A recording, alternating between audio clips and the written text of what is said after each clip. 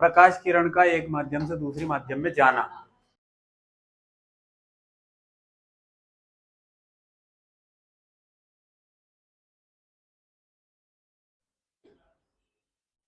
प्रकाश किरण आएगी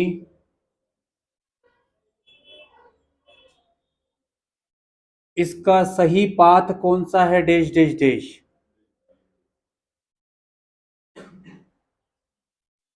original direction यही है, और हम ऐसा मान रहे हैं कि ये हमारे पास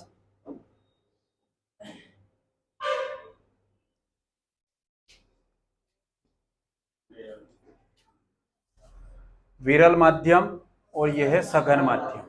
प्रकाश किरण कहां से कहां जा रही है, विरल से सघन, तो अभिलंब की तरफ झुकेगी, और अगर उल्टा हो गया सघन से विरल तो अभिलंब से दूर हटेगी। कुछ दो तीन चीजें क्लियर करो कि यदि प्रकाश किरण विरल से सघन में जा रही है तो अभिलंब की तरफ झुकेगी, और अगर सघन से विरल में जा रही है अभिलंब से दूर हटेगी। हाँ, फिलहाल हमारे पास विरल से सघन में जा रहे तो अभिलंब की तरफ झुकेगी। तो ये अपना वास्तविक मार्ग छोड़कर प्रकाश किरण क्या करेगी, bend towards the normal.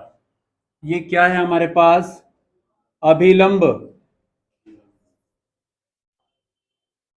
Normal, अभिलंब। ये कौन सी प्रकाश किरण है, ये कौन सी है, अपवर्तित, अपवर्तित प्रकाश किरण, आपतित प्रकाश किरण।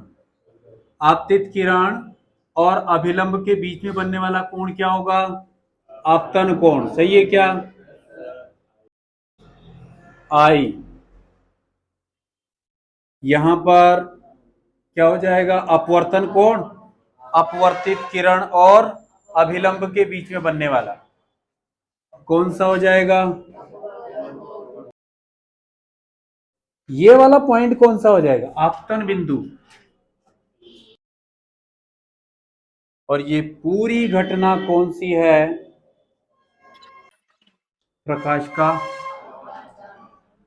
प्रकाश के अपवर्तन को वापस से डिफाइन करो। जब भी कोई प्रकाश किरण एक माध्यम से दूसरे माध्यम में जाती है तो वह अपने मार्ग से विचलित हो जाती है।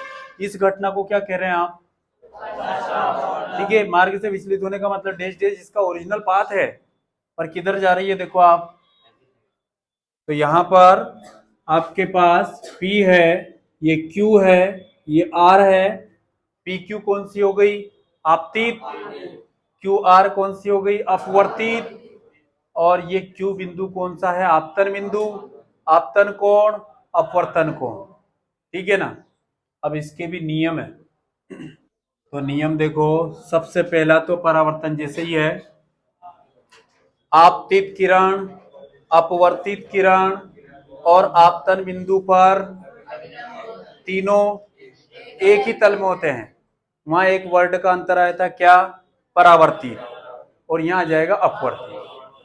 परावर्तन में हमने किया था आपतित किरण, परावर्तित किरण और अभिलंब तीनों एक ही तल में होते हैं, और यहां हमारे पास क्या हो जाएगा, आपतित किरण, अपवर्तित किरण और अभिलंब तीनों एक ही तल में होते हैं। Incident ray, refracted ray and normal on point of incidence will be in same plane. ठीक है। अब देखें आप दूसरा वाला जो स्नेल नाम से है,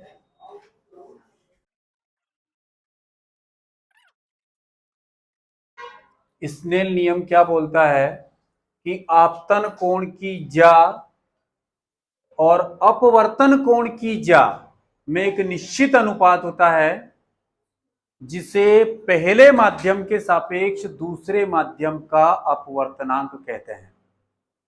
फिर से देखें, आपतन कोण की जा, आपतन कोण कौन है यहाँ पे, आई, अपवर्तन कोण कौन है, इन दोनों की जा का मतलब साइन।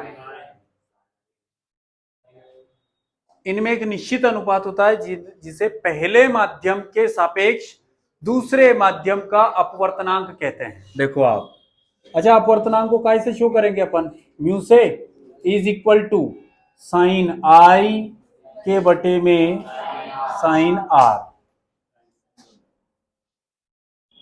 स्नेल नियम फिर से देखिए, 2 नंबर का अलग से आता है ये। तो आपतन कोण की जा और अपवर्तन कोण की जा का मतलब साइन हो गया है। एक निश्चित अनुपात होता है जिसे पहले माध्यम के सापेक्ष दूसरे माध्यम का अपवर्तनांक कहते हैं, अर्थात करके लिख दिया। 2 नंबर स्नेल नियम फिर से देख लें आप, इंपॉर्टेंट है, मतलब बहुत से टाइम पूछा गया है। क्या है? सिंपल सी बात, आपतन कोण की जा और अपवर्तन कोण की जा में एक निश्चित अनुपात होता है जिसे पहले माध्यम के सापेक्ष दूसरे माध्यम का अपवर्तनांक कहते हैं। That means mu is equal to sine I के बटे में आर। 2 नियम है, आपतित किरण, अपवर्तित किरण और अभिलंब तीनों एक तल में।